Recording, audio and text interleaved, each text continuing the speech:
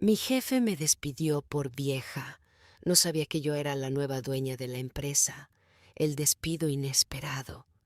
Señora Marta, su tiempo aquí terminó. La empresa necesita gente joven, con energía, no alguien que ya pasó sus mejores años. Las palabras de Julián, mi jefe de más de 15 años, resonaron como un martillazo en mi cabeza. No importaba que yo hubiera dedicado media vida a esa oficina, que hubiese trabajado noches enteras para sacar adelante proyectos que hoy eran pilares de la compañía. Para él, yo ya no era más que un mueble viejo. Me quedé en silencio, con el sobre de liquidación en la mano, mientras alrededor los más jóvenes evitaban mirarme, como si mi desgracia fuera contagiosa. Pero Julián, atiné a decir con la voz entrecortada, mi informe sobre el proyecto internacional fue el que consiguió la inversión el año pasado.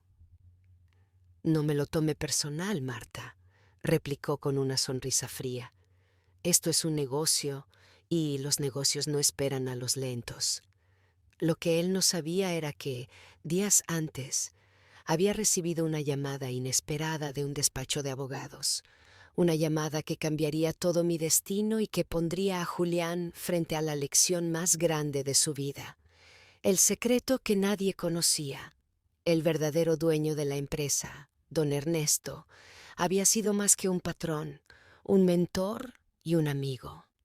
Poco antes de morir, dejó instrucciones muy claras en su testamento, y entre esas instrucciones estaba mi nombre.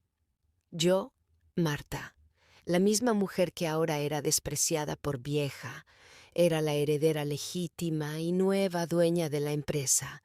Pero en ese momento, con el sobre en la mano, guardé silencio. No dije nada. Decidí esperar.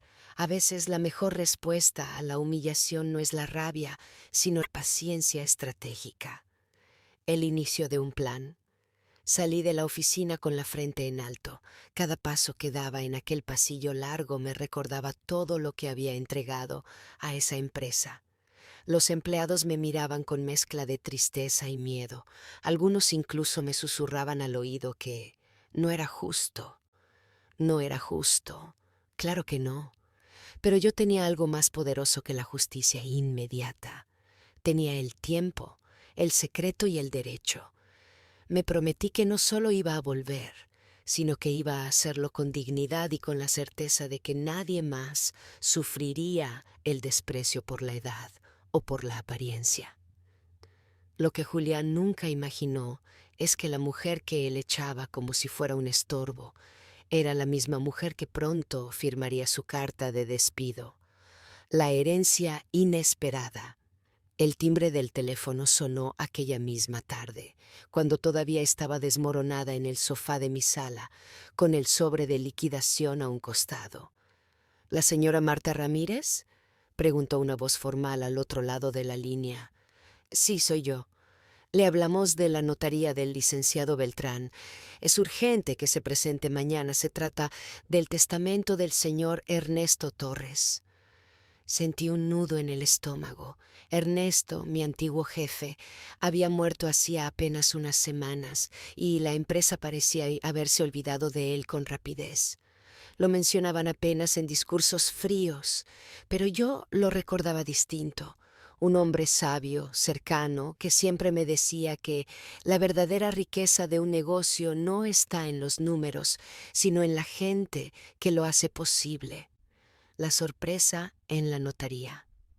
Al día siguiente me presenté en la notaría con el corazón acelerado. El despacho estaba lleno de carpetas, sellos y ese olor característico a papel y tinta fresca. El licenciado Beltrán, un hombre de cabello canoso y modales tranquilos, me hizo pasar a su oficina. Señora Marta, don Ernesto pensó mucho en usted. Déjeme leerle parte de este documento, dijo mientras ajustaba sus lentes y abría el testamento.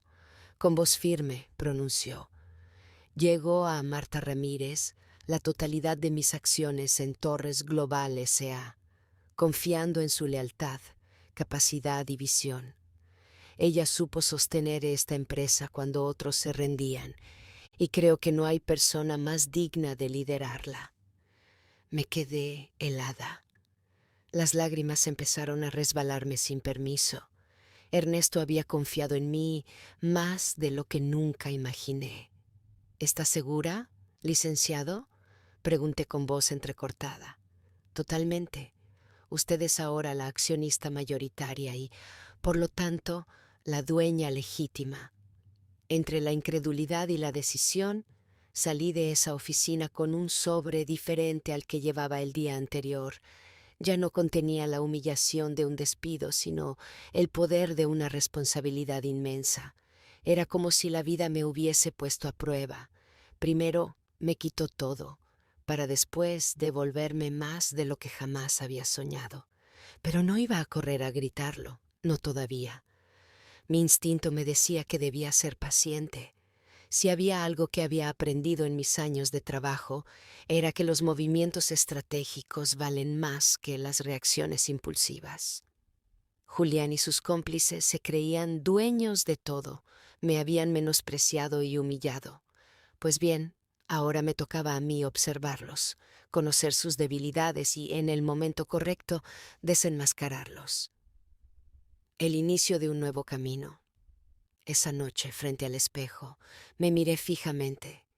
Ya no era la mujer derrotada que salió de la oficina con los ojos rojos de tanto llorar. Era la heredera, la guardiana del legado de Ernesto y la futura líder de una empresa que merecía dignidad. Me prometí no usar ese poder solo para vengarme, sino para abrir camino a otros, a los mayores de 40, a las madres solteras, a todos los que alguna vez fueron descartados por no encajar en el molde. La paciencia era mi mejor aliada, mi silencio sería mi escudo, y mi regreso sería inolvidable, espiando desde las sombras. Las primeras semanas después de la lectura del testamento fueron las más extrañas de mi vida. Por un lado, tenía en mis manos un poder que jamás había imaginado. Por el otro, caminaba por las calles como si nada hubiese cambiado. Nadie, excepto el notario, y yo sabía la verdad. Me levantaba temprano, como siempre lo había hecho durante años, para ir a trabajar, pero en lugar de dirigirme a la oficina, tomaba mi café con calma y planeaba mi estrategia. No iba a presentarme de golpe en la empresa y gritar «¡Soy la dueña!».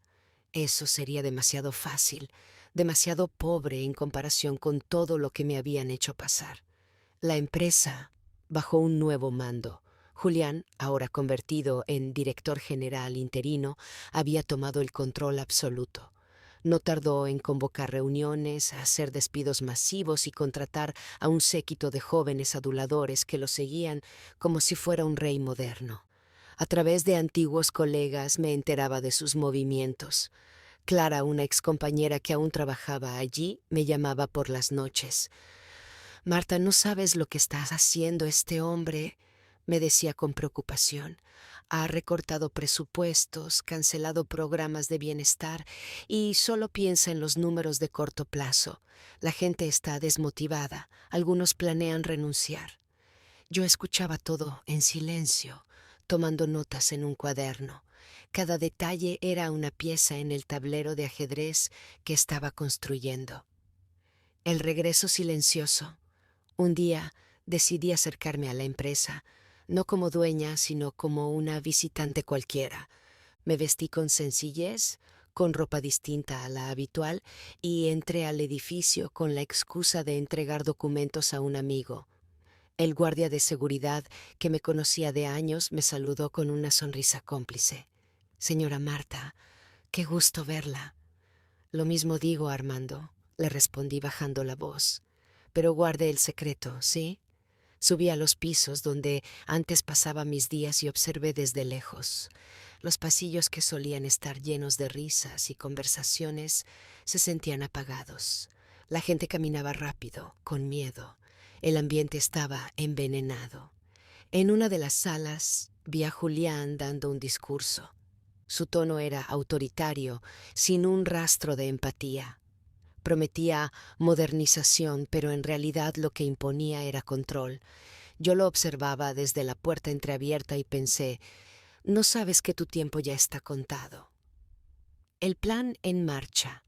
Esa noche me senté frente a la mesa de mi casa con todos mis apuntes. Había 3 objetivos claros: recuperar la confianza de los empleados, probar la incompetencia de Julián con hechos, regresar en el momento perfecto para que nadie dude de mi autoridad. Y entonces recordé las palabras de Ernesto en nuestra última conversación. Marta, nunca olvides que las empresas no se heredan de verdad en papeles, sino en corazones. Ese sería mi enfoque: reconquistar primero a la gente, tejiendo redes en silencio. El poder, comprendí, no siempre se muestra con gritos ni con títulos en una tarjeta. A veces el verdadero poder es la confianza que inspiras cuando escuchas en silencio. Yo, que había sido despedida como inservible, ahora era la dueña legítima de todo aquel edificio, de cada escritorio y de cada proyecto, pero preferí no correr. Quería construir mi regreso con pasos firmes, casi invisibles. El primer contacto, esa noche llamé a Clara, mi antigua colega, y la cité en un café discreto, lejos de las oficinas. Cuando me vio llegar, corrió a abrazarme. Marta, no sabes cómo te extraño en la oficina. No te preocupes, pronto estaré más cerca de lo que imaginas, le respondí con una sonrisa misteriosa. Ella frunció el ceño. ¿Qué quieres decir? Digamos que tengo una carta bajo la manga, pero necesito que confíes en mí y me ayudes a identificar quiénes dentro de la empresa siguen siendo fieles a los valores que Ernesto defendía. Clara me miró con los ojos muy abiertos. Sabía que había algo grande detrás de mis palabras, creando un círculo de leales. En las semanas siguientes me reuní en secreto con varios excompañeros, algunos en cafeterías, otros en parques, incluso con uno en la iglesia después de misa. Les hablaba de forma velada, sin revelar todavía mi papel como dueña, pero sembrando esperanza. No todo está perdido. Habrá un cambio, pero necesito saber que cuento contigo. Uno a uno fueron diciendo que sí. Necesitaban creer que el sacrificio de años trabajando en aquella empresa aún valía la pena. Espiando al enemigo. Mientras tanto, yo seguía observando a Julián. Se creía intocable. Se paseaba con trajes caros, hablaba de modernidad mientras destruía programas que ayudaban a madres trabajadoras o a jóvenes en prácticas. No le importaban las personas, solo los números. Un día me encontré con él en el vestíbulo. Yo iba de incógnito, con un look diferente, casi irreconocible. No me reconoció, pero lo escuché decir a un colega: con esta empresa en mis manos, pronto la venderé por una fortuna, y nadie podrá detenerme. Ese fue el detonante. Yo tenía que acelerar mi plan. La semilla del regreso, con mi círculo de leales ya conformado, tracé la primera jugada. No sería yo quien hablara, dejaría que los propios empleados levantaran su voz contra Julián. La revolución comenzaría desde dentro. Guardé mis documentos legales en un maletín. La prueba definitiva de que yo era la dueña. Esperaba el momento justo para salir a la luz. Y cada día que pasaba me sentía más fuerte, más segura. No me subestimaron por vieja, pensé. Me subestimaron porque no supieron ver que la paciencia también es poder. La primera jugada. Había llegado el momento de mover la primera ficha en el tablero. No podía seguir observando cómo Julián destruía lo que Ernesto y yo habíamos construido durante décadas. La paciencia me había permitido tejer la red. Ahora era tiempo de actuar. La reunión inesperada. Un lunes por la mañana, Julián convocó a todo el personal a una asamblea de modernización. Sus palabras estaban cargadas de promesas vacías. Necesitamos un cambio radical. Los tiempos han cambiado y esta empresa necesita gente joven, dinámica y sin miedo a arriesgar. Yo estaba en el fondo del salón, de pie, vestida de manera sencilla, casi anónima. Nadie sospechaba aún mi verdadero papel. Clara, que ya conocía parte de mi secreto, me lanzó una mirada cómplice. Entonces levantó la mano y preguntó: ¿Y qué pasará con los empleados mayores que han entregado años de su vida a la empresa? Julián soltó una carcajada. Ellos ya cumplieron su ciclo. El futuro pertenece a los jóvenes. El silencio fue sepulcral. Fue ahí cuando vi que varios rostros, hasta entonces conformistas, empezaban a llenarse de rabia contenida. El rumor que encendió la chispa. Esa misma tarde, mis aliados empezaron a filtrar un rumor, que los empleados más antiguos serían despedidos en masa en los próximos meses. No era mentira. Yo tenía pruebas de que Julián planeaba precisamente eso. La indignación creció como fuego en pasto seco. Gente que nunca alzaba la voz empezó a reunirse en pasillos, a compartir miedos y a preguntarse si había manera de resistir. El correo misterioso. Al tercer día, un correo anónimo circuló entre los empleados. Nadie sabía quién lo había escrito, pero en él se decía: el verdadero futuro de esta empresa no está en los números fríos, sino en el esfuerzo de quienes la levantaron. No permitan que lo saquen como basura. Muy pronto tendrán la oportunidad de ver quién es el verdadero dueño de todo esto. Las miradas desconfiadas hacia Julián aumentaron. Él, irritado, pensaba que algún sindicato estaba detrás de esa revuelta silenciosa. Mi paso al frente. Pero yo no iba a dar la cara todavía. Era muy pronto. En cambio, planifiqué una jugada más estratégica. Logré que Clara y otros 3 empleados veteranos solicitaran una reunión directa con la junta de inversionistas.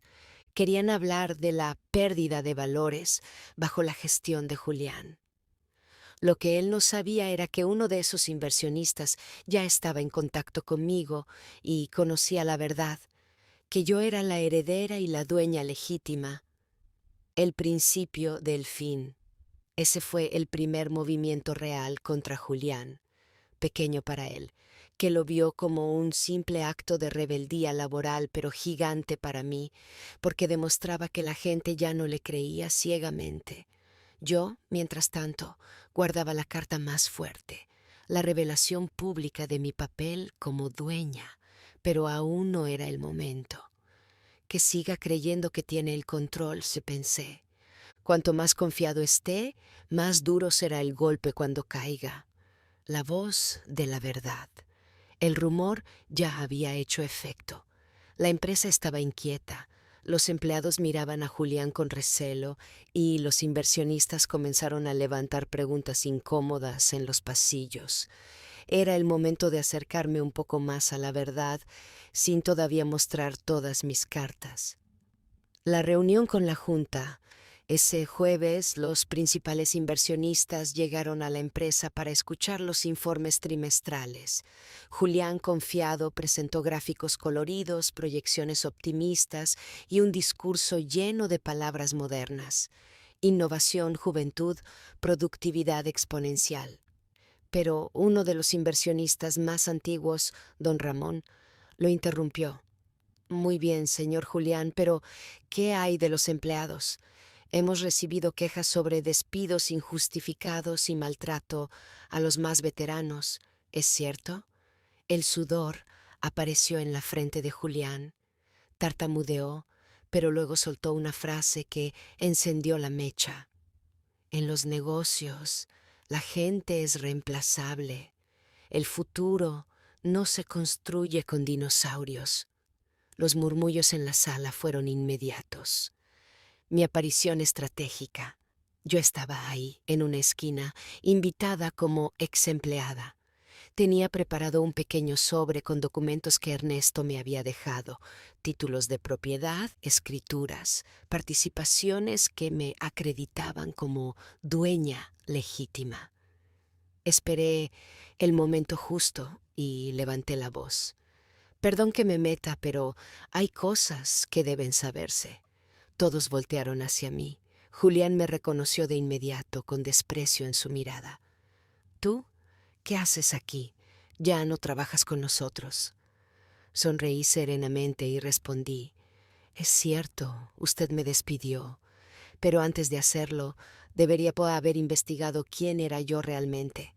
La sala quedó en silencio. La revelación parcial. No solté todo aún, solo mostré una parte.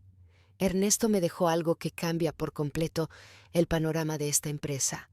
Muy pronto todos lo sabrán. Guardé el sobre frente a los inversionistas, sin abrirlo, lo suficiente para sembrar la semilla de la duda. Los inversionistas se miraron entre sí. Sabían que ahí había una verdad grande que Julián ocultaba. Julián desesperado.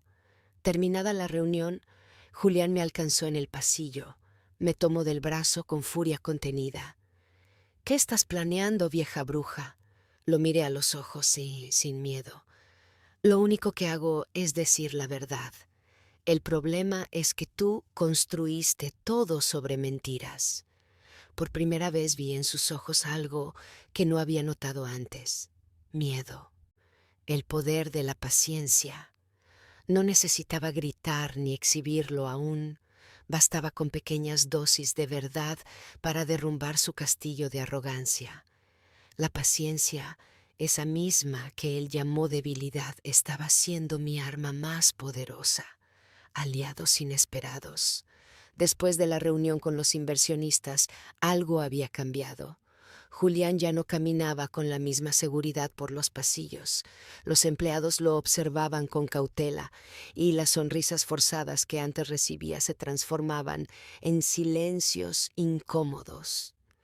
Yo, en cambio, sentía que había llegado el momento de acercarme a quienes realmente daban vida a la empresa, los trabajadores. El encuentro con Rosa. Rosa era una de las secretarias más antiguas, siempre discreta, siempre leal. Me buscó en la cafetería esa misma tarde. Marta, sé que no deberíamos hablar, pero lo que hiciste en la junta fue valiente. Aquí todos sabemos cómo trata Julián a la gente, pero nadie se atreve a decir nada. Me conmovió su sinceridad. Le respondí con calma. No se trata solo de mí, Rosa.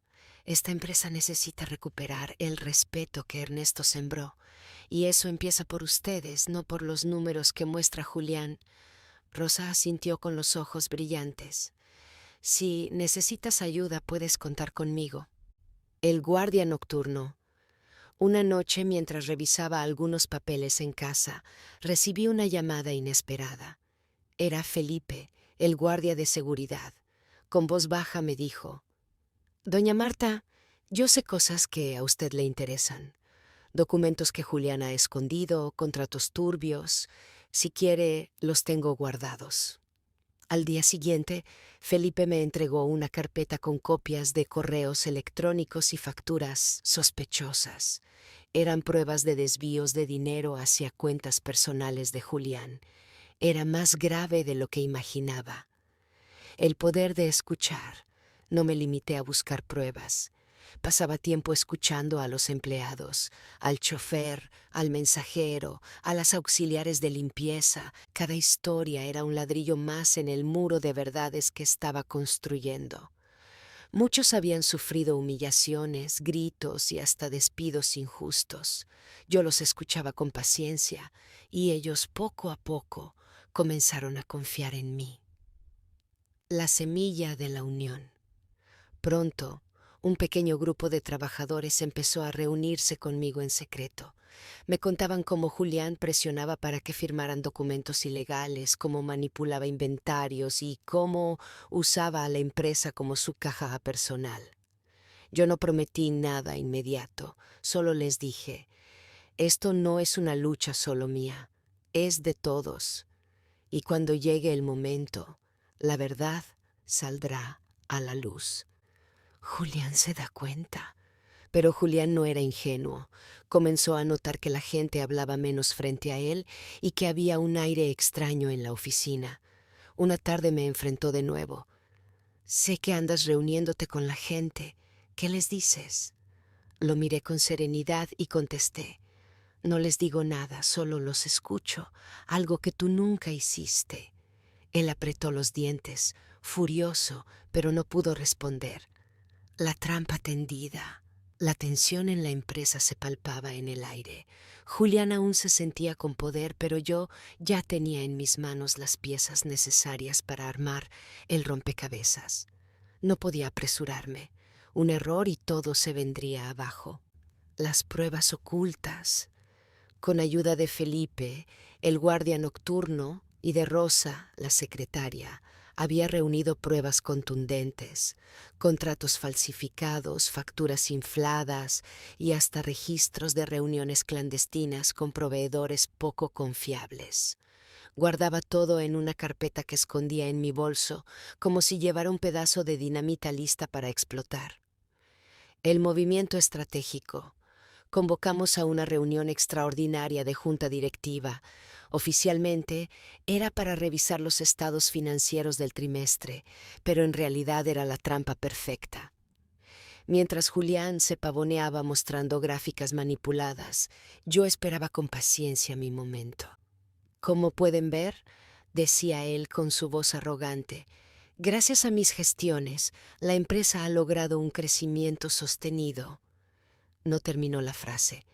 Me levanté con la carpeta en la mano y lo interrumpí. Eso no es cierto, Julián, y aquí tengo las pruebas de lo contrario. El silencio de la verdad. Los inversionistas abrieron los ojos como platos. Saqué los documentos uno a uno, explicando con calma cómo había manipulado balances, desviado fondos y usado a la empresa como su propio banco.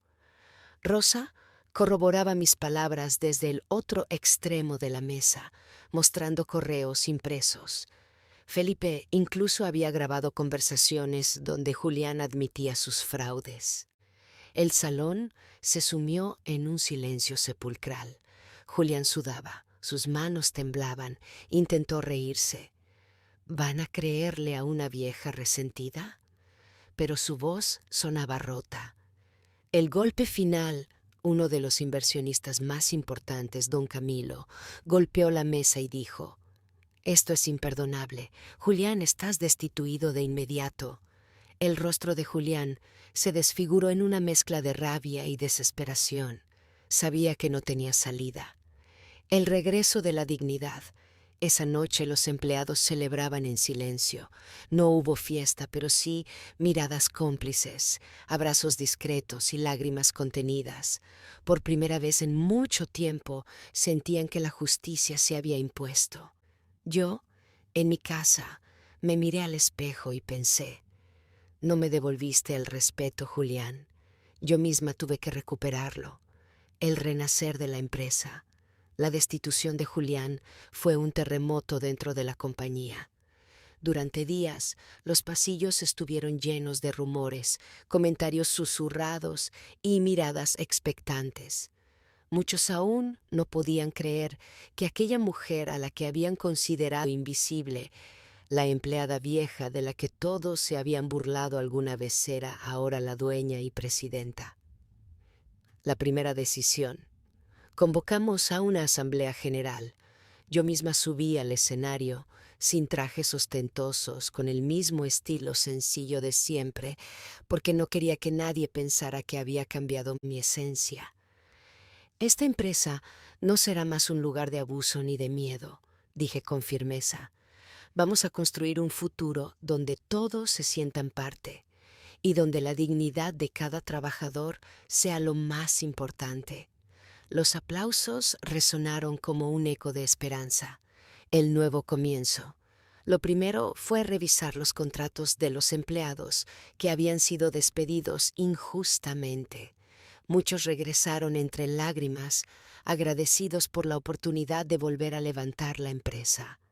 Implementamos un fondo de apoyo para las familias más necesitadas dentro de la compañía y programas de capacitación para que los más jóvenes pudieran crecer profesionalmente. La resistencia al cambio. No todos estuvieron de acuerdo. Algunos gerentes, acostumbrados a la corrupción y a los beneficios fáciles, me veían como una amenaza. «Esta señora no entiende cómo funciona el mundo de los negocios», murmuraban. Pero yo no me dejé intimidar. La vida me había enseñado a tener paciencia, a resistir las tormentas y a esperar el momento justo para actuar. La victoria moral. Un año después, los resultados comenzaron a notarse. Las ventas crecieron, los clientes regresaron y, lo más importante, el ambiente laboral se llenó de respeto y solidaridad. Un periodista me preguntó en una entrevista: «¿Cómo lo logró, Marta? ¿Cuál fue la clave?». Sonreí y respondí: «Tratar a la gente como lo que son, seres humanos, no máquinas. El orgullo de la familia». Mis hijos, que antes dudaban de mis decisiones, ahora me miraban con admiración. «Mamá, nos diste la lección más grande», me dijo mi hija mayor. «Nos enseñaste que la edad no te quita valor, te da sabiduría».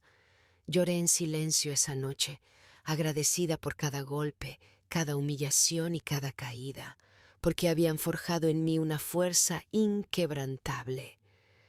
El legado de una mujer fuerte. La vida me había puesto muchas pruebas. Cada lágrima, cada injusticia y cada humillación habían sido semillas que hoy florecían en un futuro que jamás imaginé. La empresa ya no era solo un lugar de trabajo, era una comunidad.